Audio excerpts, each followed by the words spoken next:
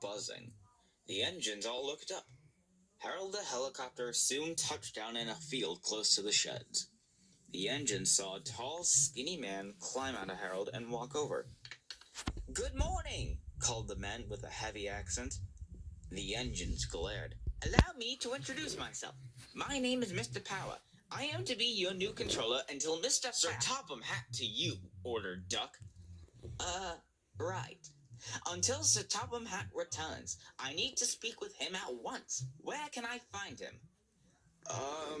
Excuse me, sir, but he already left," said Edward. "He already left?" cried Mr. Power.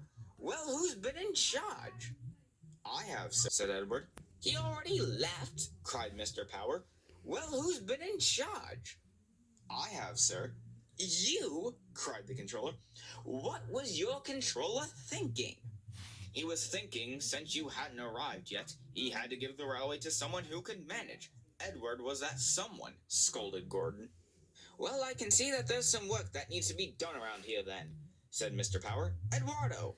"It's Edward, sir." "Yeah, I don't care. Now, take me to see the rest of this mess you call a railway." And in the shed, they weren't happy either.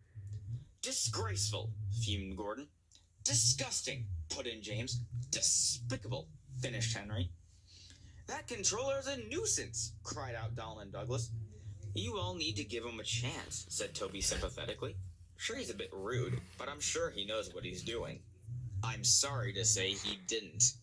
"Take me to the quarry. Take me to the dock. Take me out along the main line, why don't you?" By the time Edward came back to the sheds, he was exhausted. "Well, I can see that there are changes that need to be made in order for this line to be fully functional," called Mr. Power as he jumped down. "So, how was it?" asked Percy. Edward groaned and rolled into the back of the shed. "It was horrible," moaned Edward. "This is outrageous," fumed Gordon. "Someone has to put that man in his place." "It couldn't have been that bad," reassured Thomas. "Yes, it can. He's American, for one thing. We'll all have cow catchers and knuckle couplers, and we'll ride on the right side of the tracks. All trucks will have bogies, and we'll have no brake bands. He'll probably change all our whistles, too." The engines knew that Gordon was out of his mind, but they all had similar doubts about Mr. Power. They thought it would be best to kill Mr. Power, until early one morning he was waiting at the docks for a very important shipment from the mainland. Mr. Power paced up and down the quayside. Cranky and Salty had noticed this, but they didn't want to say anything. They continued on with their work. At last, Mr. Power spoke.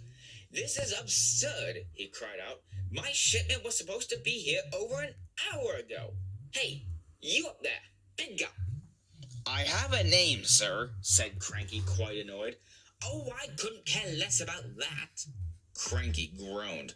"Just look out to sea and tell me if you can see anything," shouted Mr. Power. Cranky turned around and looked off into the distance. He saw a barge with something big and green in the hull. "There's something coming, sir." "Ah, excellent." They were asleep in the shed when they heard a loud, unfamiliar whistle. There was a green engine coming toward them, tender first. He rolled onto the turntable and stopped. Mr. Power jumped down. "What is that?" cried Gordon. "This is my new engine. His name is Sam. He will serve as my private engine. You'll be seeing him around here and there, so be sure to treat him with respect. Now, I'll leave you to talk. I have work to do." "Welcome to Sodor, Sam." "Be quiet. You all need to listen here. I am Mr. Power's engine. I am not one of you. I'm better than all of you. You will stay out of my way. Understand?" "Rubbish," snapped Henry. "You're not our boss. Mr. Power is our boss. We do as he says," cried Daisy. "I'm not going to do what you say," cried Oliver. "How rude," fumed Sam. "If Mr. Power was your boss, you'd be defying him by treating me with such disrespect." The engines fell silent. "That's what I thought," and Sam puffed. "That engine is silly," huffed Duck. It'll be totally... Sam came up and Thomas right through the back of the shed. Sam, I'm trying to sleep, called Sam. Good night. Thomas was furious, but unfortunately there was nothing he could do. The engines were not happy. Life on Sodor for Sir Topham Hatt's engines was